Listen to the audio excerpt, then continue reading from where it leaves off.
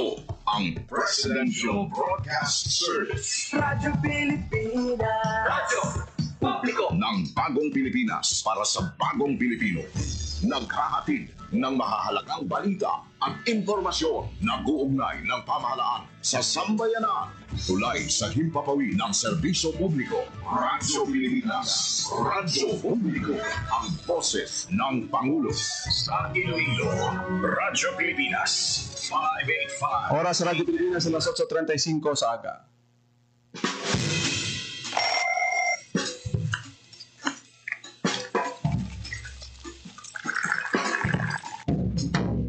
Aga sa Iloilo.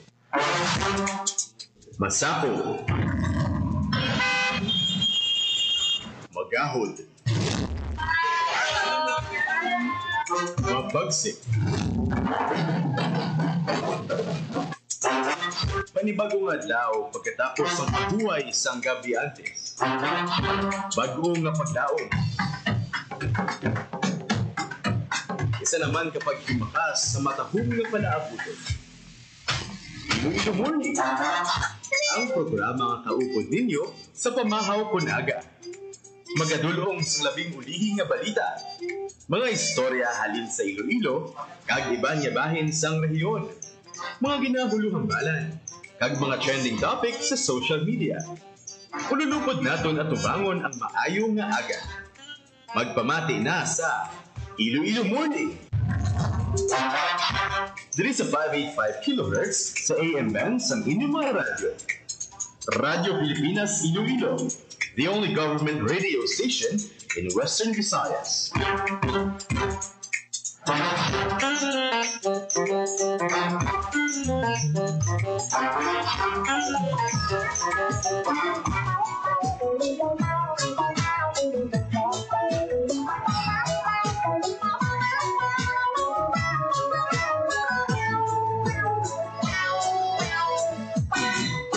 Mga Pilipinas, good morning Western Visayas. Welcome sa programa Iloilo Morning. Subong adlaw sa Lunes, November 10, 2025. Kumusta ka mo da? Wala klase sa tanan nga level sa syudad sang Iloilo. Kasunod sang aton nga na-eksperyensyahan ha, bisan malayo ang aton siniyang target nga bagyong uwan. Diri sa may bahin sang Iloilo City. Sa imo pang lakat, matakugam mula. Mabatyagan tagyapon ang paghangin-hangin pero hindi pareho sang bagyong Tino ha. Muna nga gin-suspense ang aton siniyang lokal nga panguluhan sang syudad. Ang klase sa syudad sang Iloilo. Sa bahin sang aton mga kauturan dito sa may area sang Northern Luzon. Inday. Siling sa Grabe gitong ingigo sa aton siniyang bagyong uwan kay dito gitang sentro sang sining super typhoon hamakon mong signal number 5 sa pila ka area sang Northern Luzon. Trending ang mga videos nga makita naton kung paano hampakon sa mga baskog na balod. Storm surge ang isa sa mga challenge gid sa mga coastal areas. Dito sa may area sa Northern Luzon, grabe ang waswas ang hangin dito. Let's pray sang recovery no and resilience sa aton nga mga kauturan. Ang tanan nga efforts sa aton siniyang nga gobyerno sa relief operation. At kung ano pa ka mga suporta ti plastado na no para sa kinahanglanon sang aton siniya nga mga evacuees kag mga pumuluyo dito. Kabay pa kuntani nga kung nagpati lang kamo sa mandatory preemptive evacuation, bala nato ni na 5 days before pa lang sang bagyo super typhoon. Ang pag-inform sang aton siniya government agencies pagi sa NDRRMC sa national government naton nga mag-evacuate sa safe nga lugar, bayaan ang mga properties na kag ang mga importante nga kagamitan lang ang dalon no para nga ma-minimize ang halit, especially sa kabuhi sa aton sini mga pamuluyo. Kasi kung nagpati lang kita, malesen ang epekto. Although ang damage to properties, hindi tayo malikawan, hindi mo na mahakwat ang imo balay. Hindi makatulog sang Kung ano dang may ara ka sa imo lugar, importante nga masalbar mo ang imo nga kabuhi. sa imo yuhog nga tunay. Dughan Hopefully, no, mangin madasig ang recovery sa aton sining mga kauturan, especially sa na iguan gid sa sining bagyong uwan.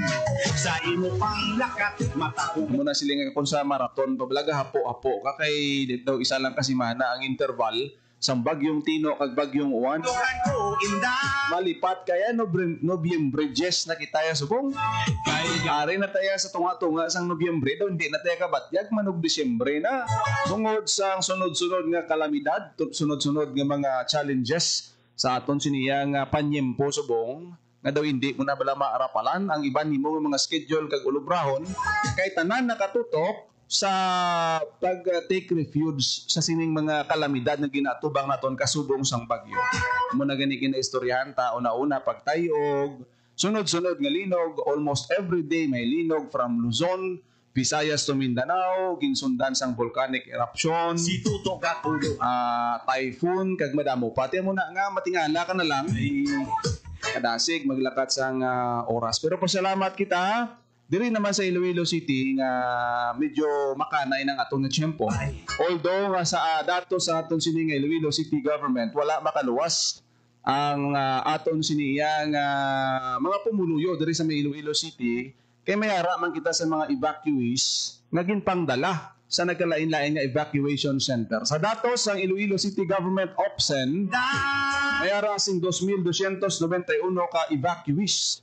Pag 671 ka pamilya ang gin-evacuate sa mga nagkalain-lain nga evacuation centers. Kung di ta magsala do sa 14 evacuation centers, kalabanan sa ila mga pumuluyo nga naga-star sa coastal barangay kay perti ka kusog sang balod kagabi nga ginsundan pa sang high tide Anay sa distrito sang Arevalo do damo gid lay damo to gin pang-evacuate kag mga nagkalaguba nga balay tungod sa makusog nga balod.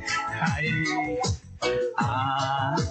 ay sa imo panglakat matakog ang mudlak sa imo kagayon matakog ang lilipat ang imo nga supat malapor sila na ang dughan ko inday ay kay gali na gumba mo yeah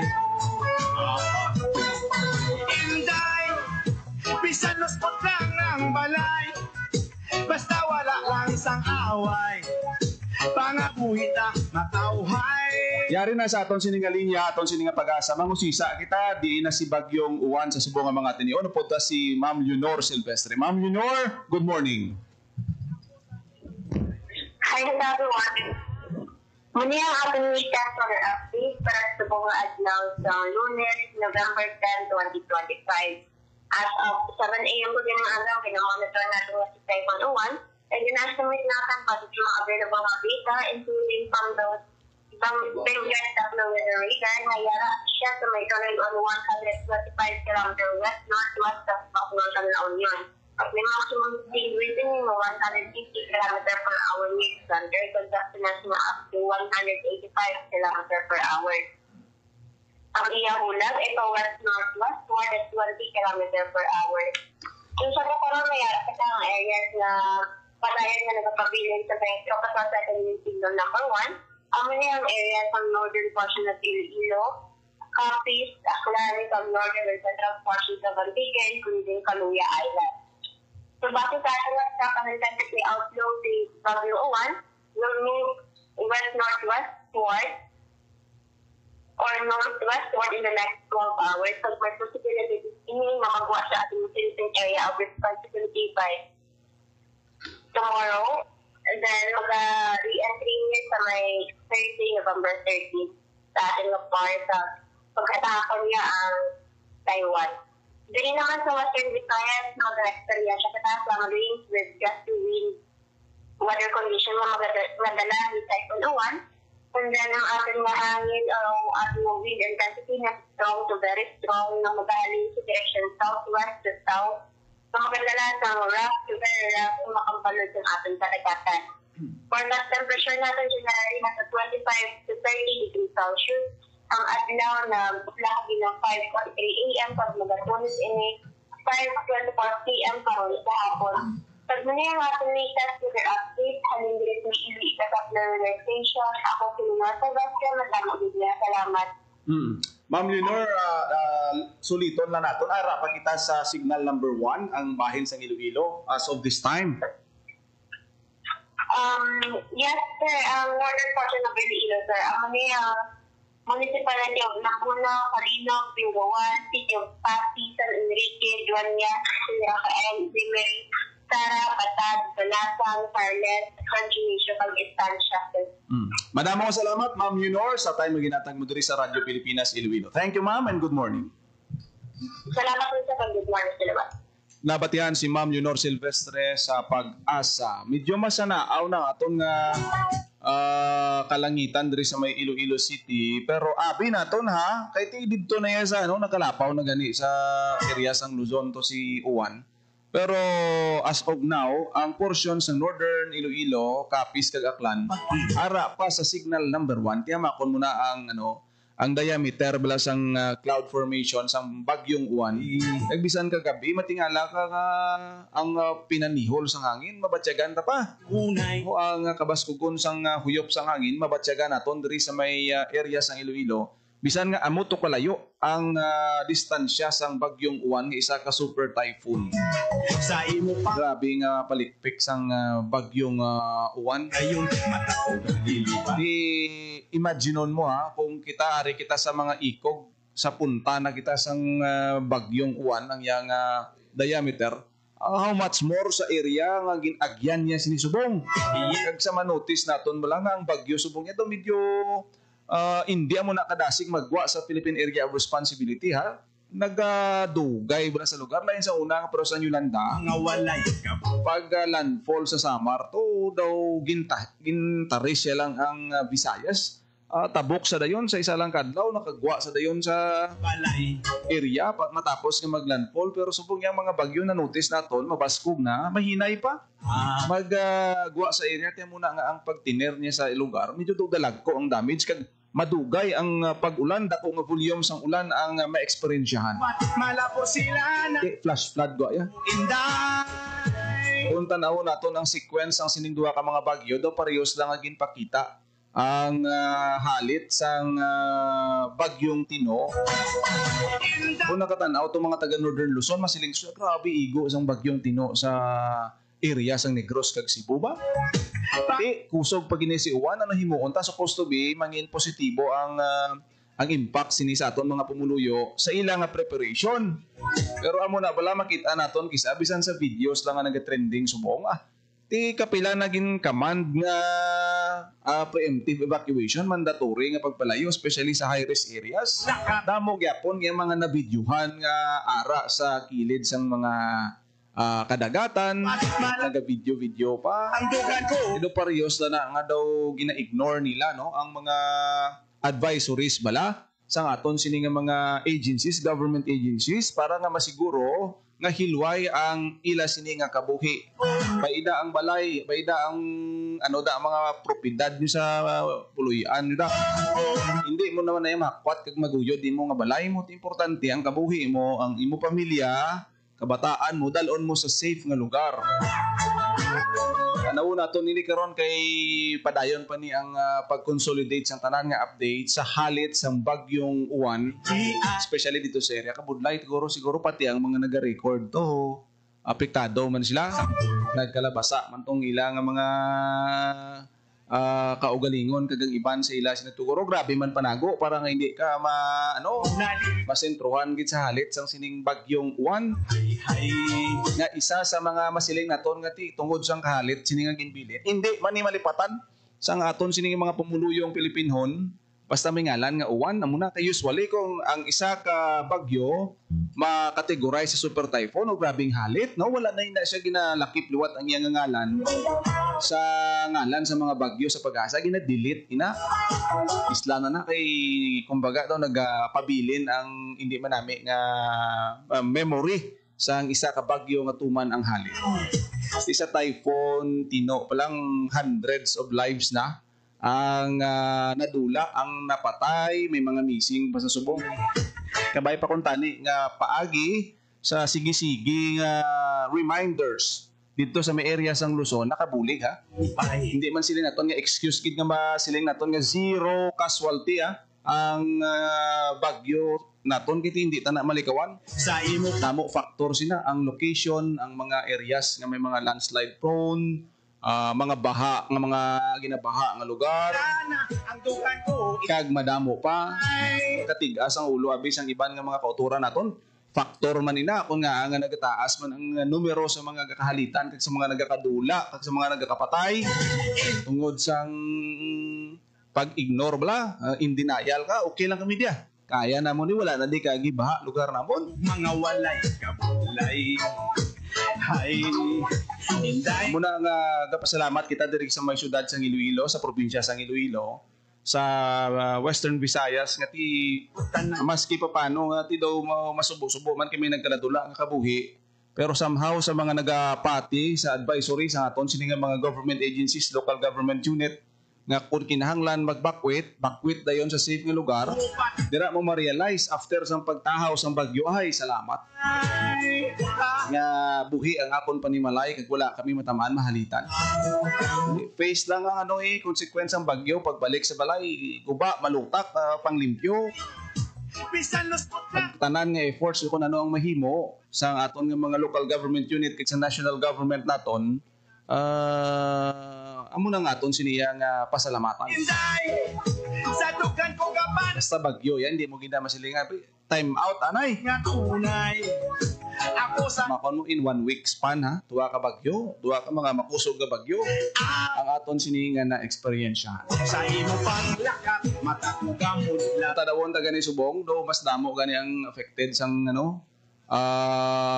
sa coastal barangays diri sa may Iloilo City with 2,291 evacuees. Kalabanan sa ila nagay-star sa coastal barangays isang tino gani medyo daw hindi pa gid amo tong hindi pa gid amo to ka baskog.